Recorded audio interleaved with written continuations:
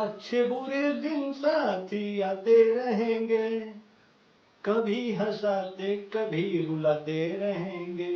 गाना सुने हैं और ये भी सुने होंगे। चलो एक बार फिर से लाइन में लग जाए हम दोनों मतलब मियाँ बीवी नहीं, हिंदू मुसलमान सभी धर्म। जय श्री राम बंधु, सुप्रभात। कैसे हैं आप लोग?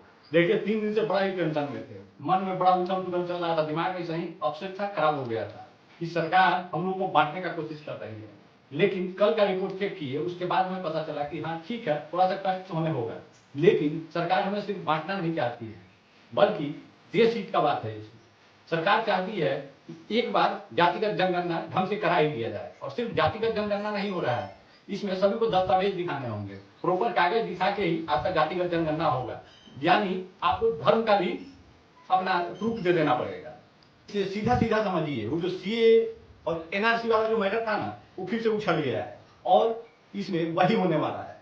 सरकार चाहती है कि जातिगत जनगणना के साथ साथ देश में जितने भी जाहिल जिहादी हैं उन सब का जनगणना हो जाए और सबको क्लियर करके। अभी देखिए पहलगांव का जो हमला हुआ, इसके बाद कितने सारे खातून निकल रही है जो है पाकिस्तान की, शादी की यहाँ, बच्चे पैदा यहाँ की और शौहर पाकिस्तान में है। ऐसे 5 लाख से अधिक आंकड़े निकले हैं।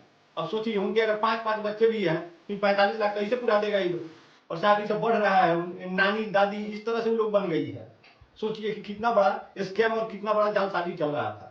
सरकार इसी चीज को जानना चाहती है। यही चीज देखने के बाद सरकार ने जातिगत जनगणना कराने का फैसला लिया है। तो चलिए थोड़ा सा कष्ट हम लोग भी झेल लेंगे, लेकिन देश साफ होना चाहिए। अगर इसी बहाने अगर साफ हो जाता है, कूड़ा कचरा यहाँ से साइड हो जाता है तो बहुत बढ़िया है। कूड़ा करकट घर में नहीं रखा कीजिए। हम लोग अपने घर का सफाई दिवाली वगैरह में करते हैं, होली दिवाली में देखते होंगे आप लोग, पूरा घर का कोना कोना साफ होता है और जितने भी कूड़े कचरे हैं सबको निकाल के फेंक दिया जाता है और ना तो कबाड़ी को दे दिया जाता है। तो वही होने वाला है। सरकार अब जातिगत जनगणना के साथ कूड़े करकट को भी निकालेगी और जो कबाड़ में फेंकने वाला होगा उसे कबाड़ वाले को दिया जाएगा और जो कूड़े कचरे में फेंकने वाला होगा उसे कूड़े कचरे में फेंक दिया जाएगा। लेकिन अब देश साफ सुथरा चाहिए। जो हमारे हैं वही हमारे हैं।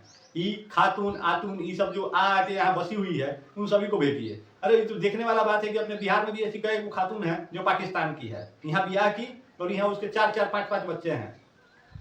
मोहतरमा खुद पाकिस्तानी नागरिक है लेकिन उनके बच्चे हिंदुस्तान के नागरिक हो गए हैं। तो साफ साफ समझिए बंधु, तो अब सभी को एक बार फिर से लाइन में लगना होगा। नोटबंदी वाला जो लाइन लगा था, मोदी जी फिर से एक बार लाइन लगवा रहे हैं।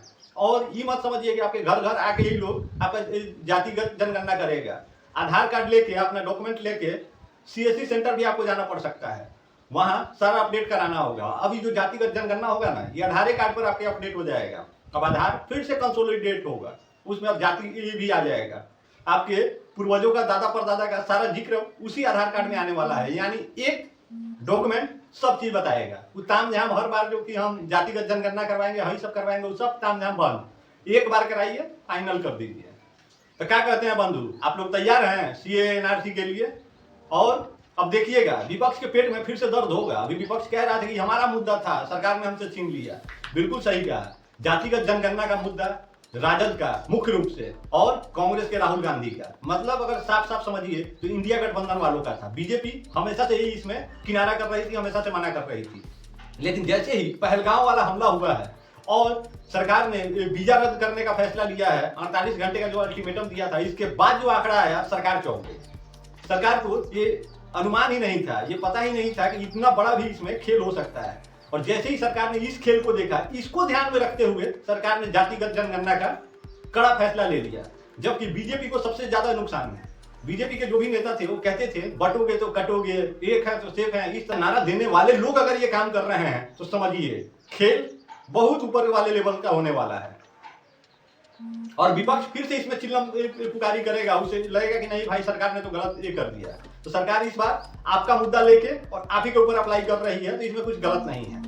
अब जब वो लोग जातिगत जनगणना करने आ ही रहे हैं तो डॉक्यूमेंट तो आपको रखना पड़ेगा। तो देखिए जो चूहा खा गया है उसके पेट से निकालिए, या खा के अगर होने गिरा दिए हैं वहां से लेके आइए, लेकिन डॉक्यूमेंट तो लाना पड़ेगा। और सिर्फ मुस्लिम को ही नहीं लाना है, हिंदू को भी लाना है। हर किसी को अपना अपना डॉक्यूमेंट ढूंढ लेना है और अपना अपना जाति वहां नोट करा देना है और बताना है कि आप कहां से आए हो, कैसे हो, अगर पाकिस्तान से आए हो, बांग्लादेश से आए हो, अफगानिस्तान से आए हो, श्रीलंका से आए हो, काबुल कंधार से आए हो, सब बताना पड़ेगा। सिर्फ मुंह से बोल के नहीं होगा, कागजवा दिखाना पड़ेगा, पर्चा दिखाना पड़ेगा। तो एक बार फिर हिंदुस्तानियों से हम जानना चाहते हैं कि आप लोग बताइए कि फैसला आप लोगों को कैसा लगा। क्या देश साफ सुथरा होना चाहिए? साफ किया जाता है तो कभी कभी हाथ पैर कटते ही हैं, छिल जाते हैं, तो थोड़ा बहुत तो कष्ट सबको झेलना पड़ेगा। एक बार लाइन में लगने के लिए आप सभी तैयार हो जाइए और सीएए, एनआरसी और जातिगत जनगणना पे आप लोग का क्या राय प्रतिक्रिया है आप लोग बताइएगा। और अगर चैनल पे पहली बार आए हैं तो भैया जी सब्सक्राइब जरूर कर लीजिएगा, साथ बना रहना चाहिए। अच्छे बुरे दिन साथी आते रहेंगे, कभी हंसाते कभी रुलाते रहेंगे। बाकी देश में है तो थोड़ा बहुत सही फेस करना ही पड़ेगा। तब तक 1931 जय के सिया राम। बाद जनगणना हुआ ही नहीं है। अंग्रेज कराए थे, लेकिन वो लोग ये सोच के कराए थे कि कम से कम हम देश हिंदू मुसलमान के नाम पर नहीं, हिंदुओं के ही नाम पे बांट देंगे। लेकिन देखा 3000 जाति, बड़ा टफ हो गया उनके लिए। 3000 देश कैसे बनेगा, इसलिए उन्होंने दूसरा सॉफ्ट कॉर्नर पकड़ा, हिंदू मुसलमान।